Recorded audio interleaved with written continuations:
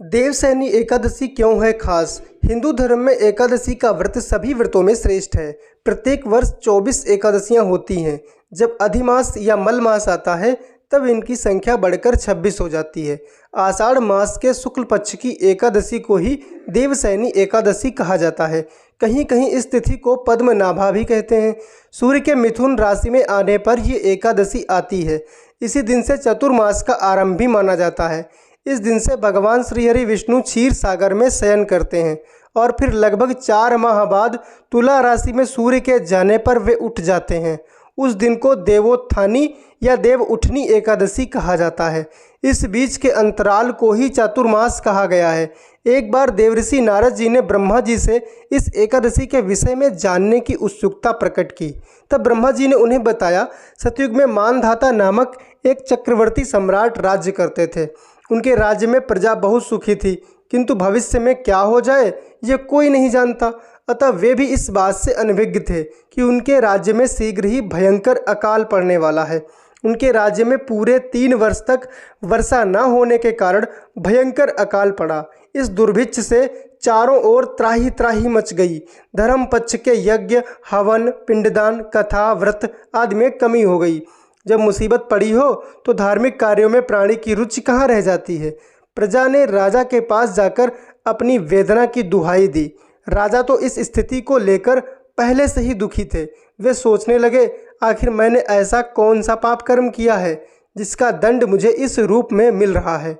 फिर इस कष्ट से मुक्ति पाने का कोई साधन करने के उद्देश्य से राजा सेना को लेकर जंगल की ओर चल दिए। वहाँ विचरण करते करते एक दिन वे ब्रह्मा जी के पुत्र अंगिरा ऋषि के आश्रम में पहुँचे और उन्हें साष्टांग प्रणाम किया।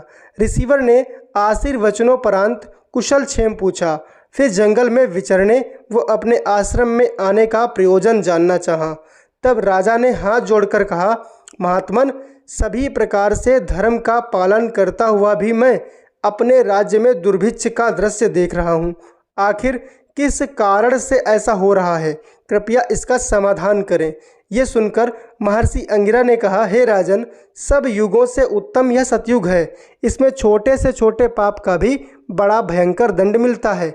इसमें धर्म अपने चारों चरणों में व्याप्त रहता है। ब्राह्मण के अतिरिक्त किसी अन्य को तप करने का अधिकार नहीं है, जबकि आपके राज्य में एक शूद्र तपस्या कर रहा है। यही कारण है कि आपके राज्य में वर्षा नहीं हो रही है। जब तक वह काल को प्राप्त नहीं होगा तब तक यह दुर्भिक्ष शांत नहीं होगा। दुर्भिक्ष की शांति उसे मारने से ही संभव है। किंतु राजा का हृदय एक निरपराध तपस्वी का शमन करने को तैयार नहीं हुआ। उन्होंने कहा, हे देव, मैं उस निरपराध को मार दूं, ये बात मेरा मन स्वीकार नहीं कर रहा है। कृपया करके आप कोई और उपाय बताएं। महर्षि अंगिरा ने बताया, आषाढ़ मास के शुक्ल पक्ष की एकादशी का व्रत करें।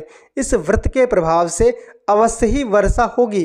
राजा अपने राज्य की राजधानी लौट आए और चारों वर्णों सहित पद्मा एकादशी का विधि पूर्वक व्रत किया। व्रत के प्रभाव से उनके राज्य में मूसलाधार वर्षा हुई और पूरा राज्य धन धान्य से परिपूर्ण हो गया। ब्रह्म वैवर्त पुराण में देवशयनी एकादशी के विशेष महात्म्य का वर्णन किया गया है। इस व्रत से प्राणी की समस्त मनोकामनाएं पूर्ण होती हैं। व्रती के सारे पाप नष्ट हो जाते हैं। यदि व्रती चातुर्मास का पालन विधि पूर्वक करे तो महाफल प्राप्त होता है। बोलो देवशयनी एकादशी की जय।